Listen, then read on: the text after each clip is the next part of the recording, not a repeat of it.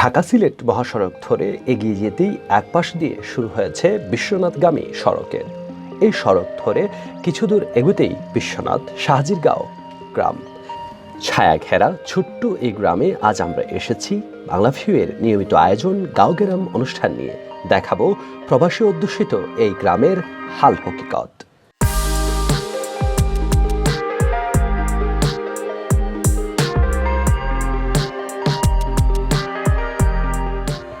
আসসালামু আলাইকুম প্রিয় দর্শক, ঘুরতে ঘুরতে আজকে আমরা চলে এসেছি সিলেট শহরের সবচেয়ে কাছের উপজেলা বিশ্বনাথে, এবং বিশ্বনাথ উপজেলার আজকের যে গ্রামটি আমরা আপনাদেরকে দেখাবো সেটি হচ্ছে শাহজিরগাঁও গ্রামের কথা। ইতিমধ্যে আমরা আপনাদেরকে লাউয়ের গ্রামের কথা জানিয়েছিলাম আমাদের প্রথম পর্বে। এবার আজকের দ্বিতীয় পর্বে আমরা আপনাদেরকে দেখাবো বিশ্বনাথের শাহজিরগাঁও গ্রামের কথা। তো দর্শক, দেখিয়ে নেই আজকে এই গ্রামটিতে জানার কি আছে।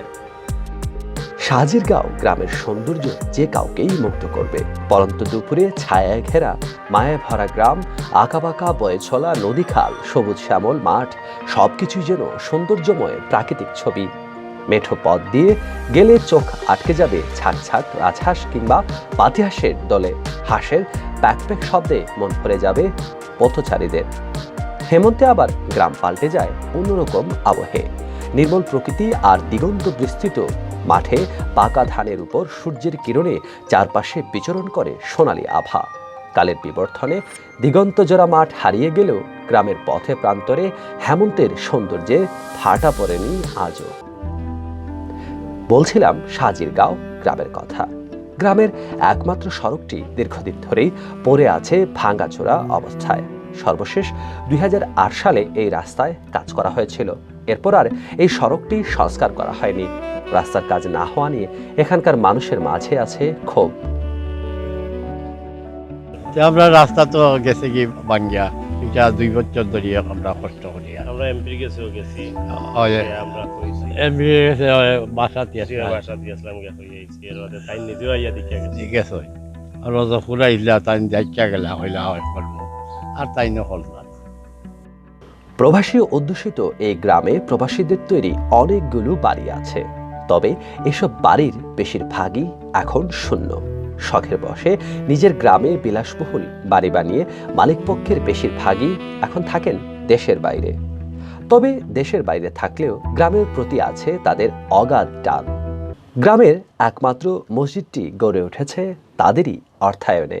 অনিন্দ সুন্দর এই মসজিদটির বাহ্যিক সৌন্দর্য মুগ্ধ করবে যে কাউকে। দর্শক, আমরা শাহজিরগাঁও যে গ্রামটি আছে সেই গ্রামের একমাত্র জামে মসজিদ, যে মসজিদটি 2011 সালে প্রতিষ্ঠিত করা হয়েছে, এবং এই মসজিদের ঠিক সামনে আমরা আছি।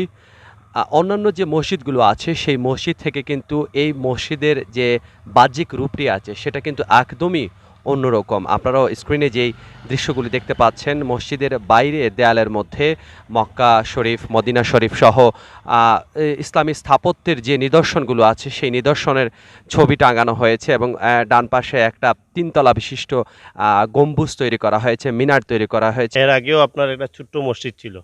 এরপরে আমাদের গ্রামের যারা প্রবাসী ভাইয়েরা রয়েছেন তাদের সবার সহযোগিতায়, সকলেই সহযোগিতায় আমরা মসজিদটি পুনর্নির্মাণ করে আজকে এই 2 তলা বিশিষ্ট একটি আধুনিক মসজিদ হিসেবে গড়ে তুলেছি। এবং এটার সম্পূর্ণ অবদান হচ্ছে আমাদের প্রবাসীদের, যারা প্রবাসীরা বিভিন্ন সময় আমাদেরকে বিভিন্নভাবে মসজিদে সৌন্দর্য বর্ধনের জন্য কাজ করে থাকে। শাহজিরগাঁও গ্রামের নাম ঠিক কিভাবে এলো তা নিয়ে আছে অনেক গল্প। এর মধ্যে অন্যতম গল্পটি জানালেন গ্রামের প্রবীণ মুরব্বী। শাহজিরগাঁও লেখা হয়েছিল যে একজন মানুষ ফকির আছিল ফুলকানসা, আর এই যে পয়লা বসত করছিল আর নাম লাগাইছিল শাহজিরগাঁও। প্রায় 5000 মানুষের বসবাস এই গ্রামে। এখানে এসে আমরা দেখা পেলাম বর্তমানে প্রায় হারিয়ে যেতে বসা ফেরিওয়ালাদের। গ্রামে ঘুরে ঘুরে নানা ধরনের কাপড় বিক্রি করেন তারা। আপনি কতদিন ধরে এই গ্রামে আসেন, বা এই ব্যবসাটা অনেক কষ্ট হয়? আমি ভাই ব্যবসাটা আগে করেছিলাম অনেক বছর, তারপরে দেশের বাইরে ছিলাম। এখন এই লকডাউনে পরে দেশে আইসে আবার ওই 2 বছর ধরে করতেছি ব্যবসাটা। খেলাধুলায় ঐতিহ্য থাকলেও এই গ্রামে নেই স্থায়ী কোনো খেলার মাঠ, ফলে অস্থায়ী মাঠেই খেলাধুলা করতে হয় মানুষজনকে।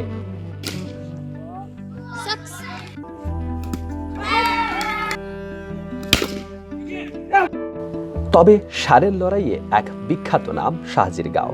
আশপাশের অঞ্চলে হওয়া ষাঁড়ের লড়াইয়ে অংশ নেয় এখানকার রাজবাড়ি বলে খ্যাত একটি বাড়ির ষাঁড়। বর্তমানে 2টি ফাইটিং ষাঁড় আছে এখানে।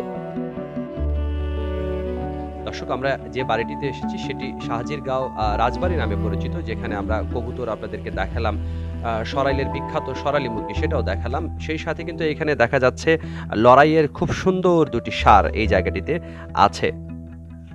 আমরা একটু জানার চেষ্টা করব যে আসলে এই ষাঁড়গুলোকে কিভাবে প্রস্তুত করা হয় এবং কেমন বয়স, কিভাবে তারা লড়াই করে থাকেন।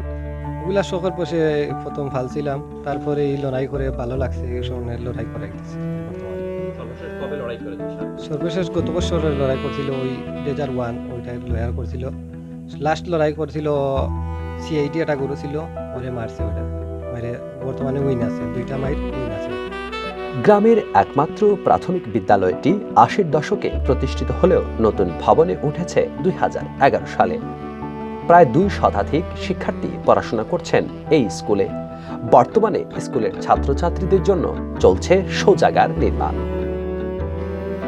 শাহজিরগাঁও গ্রামের একবারে শেষ প্রান্তে দেখা মেলে গ্রামের পঞ্চায়েতি কবরস্থানে। এখানে আছে একটি মাজারও।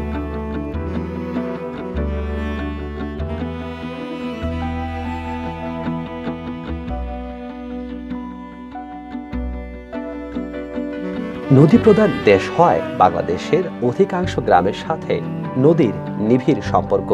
গ্রামের অধিকাংশ মানুষের জীবন জীবিকার সাথেও নদীর সম্পর্ক রয়েছে। শাহজিরগাঁও গ্রামের ভেতর দিয়ে বয়ে গেছে বাঁশিয়া নদীর একটি অংশ। বিকেলবেলা বাঁশিয়া নদীর অপার সৌন্দর্য উপভোগ করা যায় এই গ্রাম থেকেই।